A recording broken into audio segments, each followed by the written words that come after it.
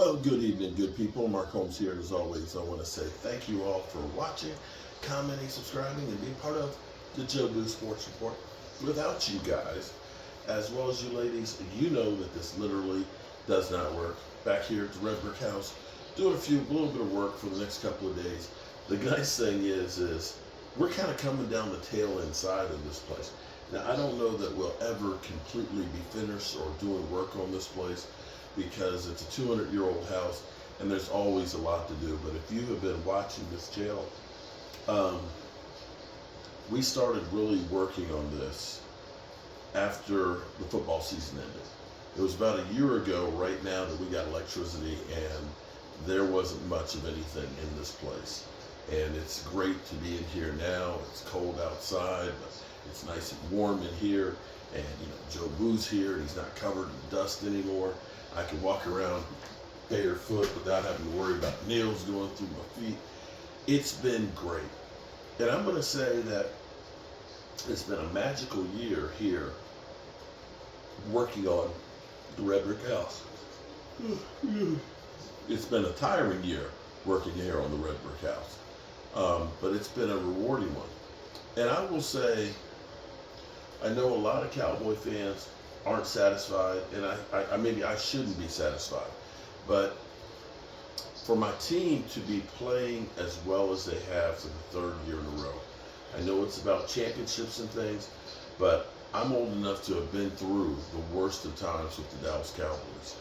And right now, I feel like when I look at the 4 years of Mike McCarthy being here, that this has been the best 4-year period that we've had since the 90 Super Bowls. I'm honestly changed my mind. We've got a great path to try and get to the NFC Championship game. We have done more than what anybody expected. Now, I have to say, shout out to the mailman who yesterday was out in the rain. I don't know how you do it, Brian. Shout out to you. Who is literally in the belly of the beast, in the middle of Eagle Land. And I want to first say, any of you mother humpers that say that you're not a real Cowboy fan because you're not from Texas, you don't understand what it's like to be in enemy territory. When I go to FedEx Field, and literally you saw that video where literally fools are sitting there taking swings at you. Brian faces that shit. Crazy Eagle fans every day. And I also want to say, shout out to the postmaster at Arizona. My man Joseph Heatherly is sending me some Civil War pistols, and the postmaster bet him about the Eagles. He's an Eagles fan. The postage fee on that game that the Eagles are going to win. Talk about a sucker bet. So we got free shipping. We got free shipping on those. I can't wait to see those and get those here at the Bri House. But it's amazing how the Eagles have beat us down. They've talked about, Mozzie Smith, calling him Mozzie Pad, literally saying that we've got a bust, as a draft pick. And I'll say, sometimes you come out as a rookie and you play real well, and it turns out that's the best you are. It's almost like everything the Eagles have touched has blown back up in their face. But I'm sitting here watching a video from Game Time, and he's talking about, or he's listening to the Eagles, Seth Joyner, talking about Jordan Davis, who didn't really like football, but his mom made him play football. And he was just a big fat kid who at college, that worked well for him. Forgive me for yawning. I'm sorry. I really apologize, but I'm just tired. I just go 1,000 miles an hour, and I was awake in the middle of the night with a lot of things on my mind from like 2:30 till about 5. And then when I finally got back to sleep, literally was time to get up. But be that as it may, Jordan Davis has been a little bit lost this season. He's had some good plays, but it turns out He's been fined on a regular for being overweight. And you think about him, and truth in advertising, I wanted to get him because I looked at him as a big run stopper, which he was. But I wasn't looking and saying, we need to move up to get that guy, like the Eagles did. They moved up to get him. And he is supposedly the run stuffer, and they literally can't stop anybody. They're the worst defense in football. And things are just blowing up, between the coaches and oh my God, it's just ugly in Philly. And that makes me appreciate where we are as Cowboys. You would think that the way things are happening with the Eagles, by the way they talk on the shows, that was how the Cowboys were all the time.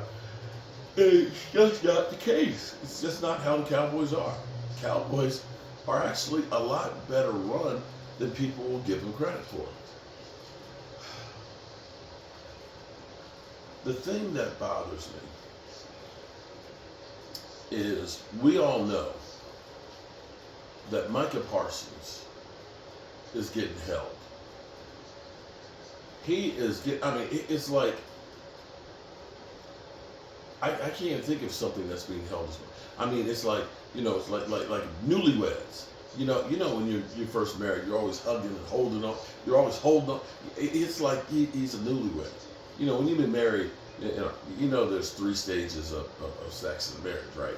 There's 3 stages. There's that newlywed one, which is everywhere, all the time, anytime, lots of it. Then there's, the next phase where it's kind of like holidays, Valentine's Day and Christmas and your birthday and all, that's where you can almost guarantee it. And then there's that final stage when you walk past each other in the hallway and you say, F you. But the way Micah Parsons is being held is like he's a newlywed. He's getting held all the time. And offensive linemen are literally realizing, I'm better to hold this guy because chances are I'm not going to get a call. If I don't hold him, he's going to get a sack. So let me hold him. Disrespected. Some all-pro lists don't have him as an all-pro.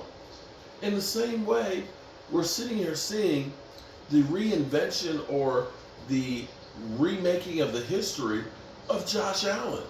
Josh Allen, who has more interceptions this year than Dak Prescott had last year, who this year literally has 2-to-1 interceptions than Dak Prescott, and less touchdown passes, but somehow, and less wins. But somehow, they say he's an MVP candidate, and Dak Prescott isn't.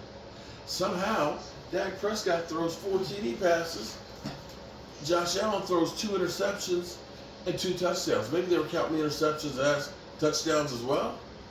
But somehow they take Dak Prescott off of the FedEx Air Player of the Week and they put Josh Allen. Cowboys have scored 35 points to the Bills scoring 21. It's utterly complete disrespect for the Dallas Cowboys. The way the officials treat the Cowboys. Certainly not Jordan rules where you get some calls your way. They're always calling stuff against you. It's complete disrespect.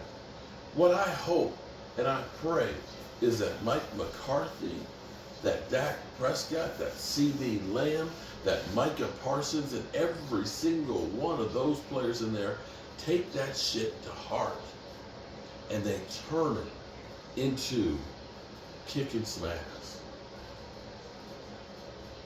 That's it. Take all of that stuff. Take all that negativity that they keep talking, keep trying to not give you credit. Take what you've done and minimize it, literally disrespecting you by not, giving you the penalties that you deserve. Literally disrespecting you. Go out there and beat the crap out of them. Turn it into something more powerful.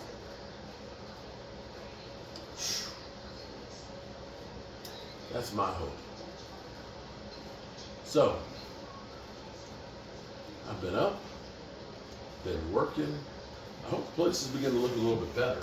I got my base molding over here fixed real good. I'm working on getting my plaster fixed around. Kind of doing punchless stuff of making the place look really